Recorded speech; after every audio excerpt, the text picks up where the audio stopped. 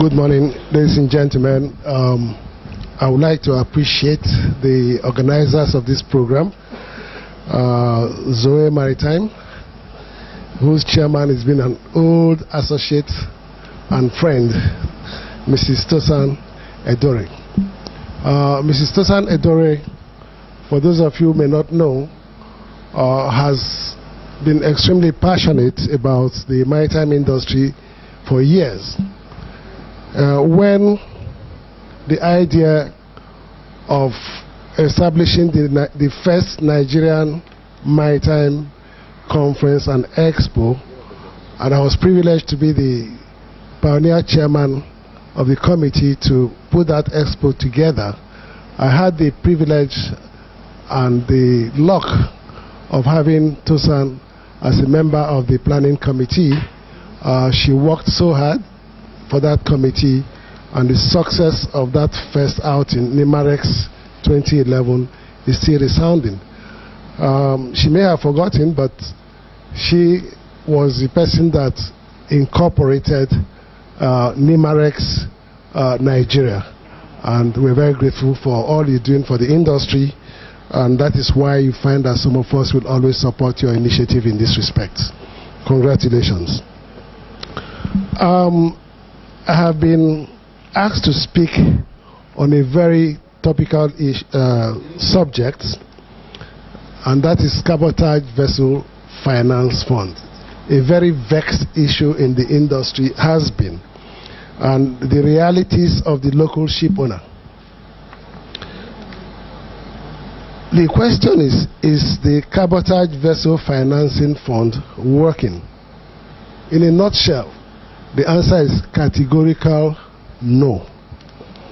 A better question maybe would be, where is the Cabotage Vessel Financing Fund? That should be the question.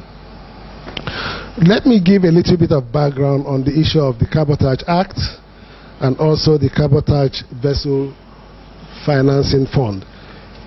The Cabotage Act was established in 2003 as a protection act or law that was enacted in order to create exclusive opportunity in the coastal trade for indigenously owned vessels and registered companies in Nigeria. One of the four pillars of the act, there are four pillars. One is that the vessel must be built in Nigeria, owned by Nigerian, registered in Nigeria, and manned by Nigerians. The pillar that relates to the Cabotage Vessel Financing Fund is the issue of ownership. To own the vessel, of course, you need to buy or build, and that's where the funding came in. With the promulgation of the Act, the Cabotage Vessel Financing Fund, otherwise known as CVFF, was designed to be funded by a contribution of 2% of every vessel contract in Nigeria.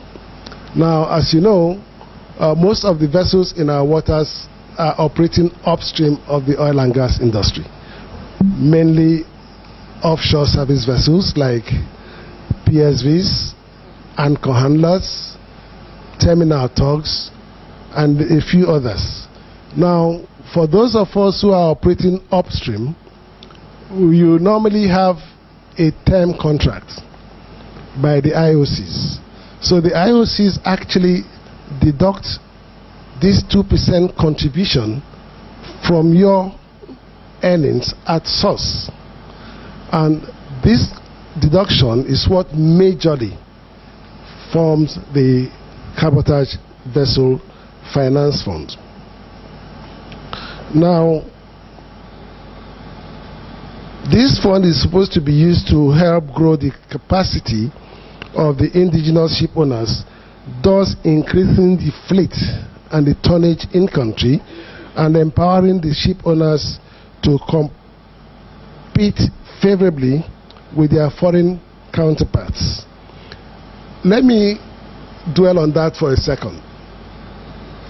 Our Act provides for the participation of foreign ship owners in our waters. It's legal. The Act allows for that, but on certain conditions.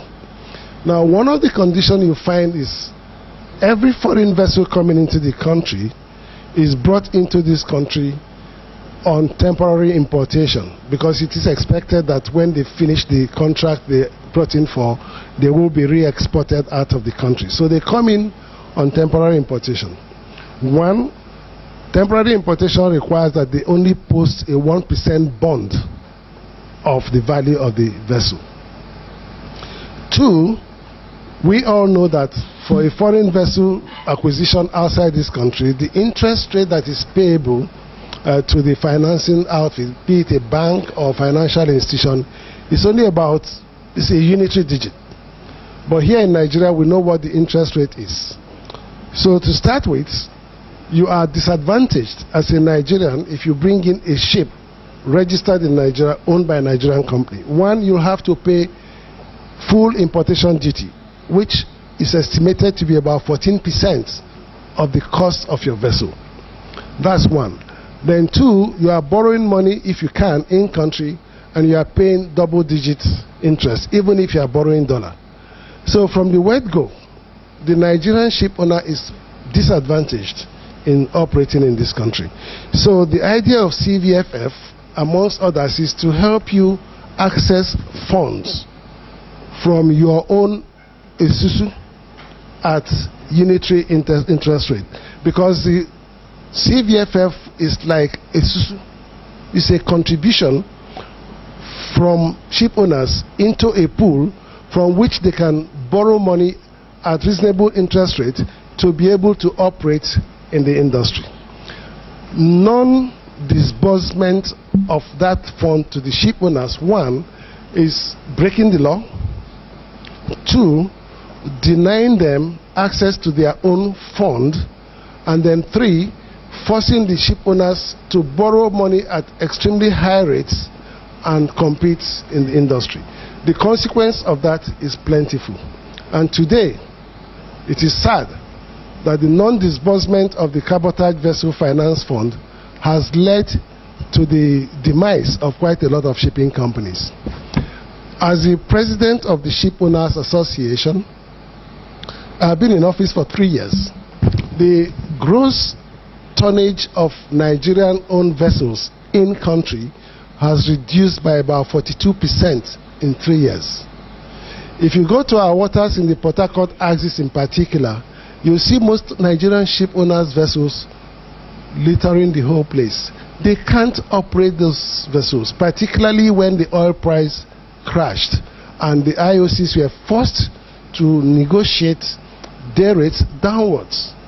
Now, most of our owners had to take facilities when the day rate was up there. And when the rates were forced down, there was no commensurate review of the terms of borrowing, with the result that the negative cash flow made it to make more sense to actually leave your vessel in the jetty not working than borrowing money to work for an IOC and earning less. I'm trying to break it down. So the importance of the CVFF cannot be overemphasized. It is common knowledge that boosting indigenous participation in the shipping sector will boost freight revenue for local shippers and help conserve our foreign exchange, and also help develop indigenous capacity for global competitiveness. The non-disbursement of the fund means the indigenous participation in the Nigerian maritime industry will continue to dwindle, even though there are legal provisions such as the Nigerian Content Act that is meant to boost local participation in the industry. Now, the effect of dwindling tonnage, you are creating a problem in the employment market, because when your vessel is not working, you lay off the workers. You cannot train cadets anymore on your vessels. You cannot trade, and you find that the owners are now looking for any means to stay alive. And meanwhile, we have a fund that runs into a few hundreds of millions of dollars belonging to us sitting there idle and cannot be used to help the industry. For the local ship owner who is already disadvantaged player in the industry, this means that they will not be able to expand or upgrade their fleet to meet up with the constantly changing IOC requirements, not to talk of acquiring standard ships that can ply international waters. This is because the non-disbursement of the CVFF leaves them at the mercy of the Nigerian banks and lending institutions that will continue to frustrate them with unfavorable interest rates on loan facilities and delayed milestone payments on already approved loans. You cannot blame the banks. The banks, unlike before when they used to have government money to play around with, today they are using depositors' funds to lend to you. So they are limited the extent to which they can come down on rates and make your operation favorable for you. Now, for the indigenous ship owner to thrive in the cabotage regime, the Act, especially as it relates to the disbursement of the CVFF, must be implemented. Right now, as I said earlier, the fund is needed more than ever as an intervention fund to bail out indigenous ship owners who are struggling under the weight of indebtedness to banks and other lending institutions. This will ensure that these businesses are saved from extinction. As Nigeria continues to recover from the downturn in the oil and gas sector, economic diversification has become an imperative in order to seek new sources of growth.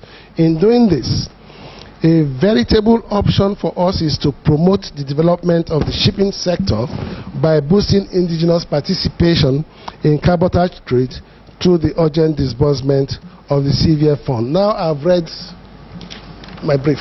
Let's talk about it. Why are the powers that be refusing to disburse the CVFF? We need to understand why that may be.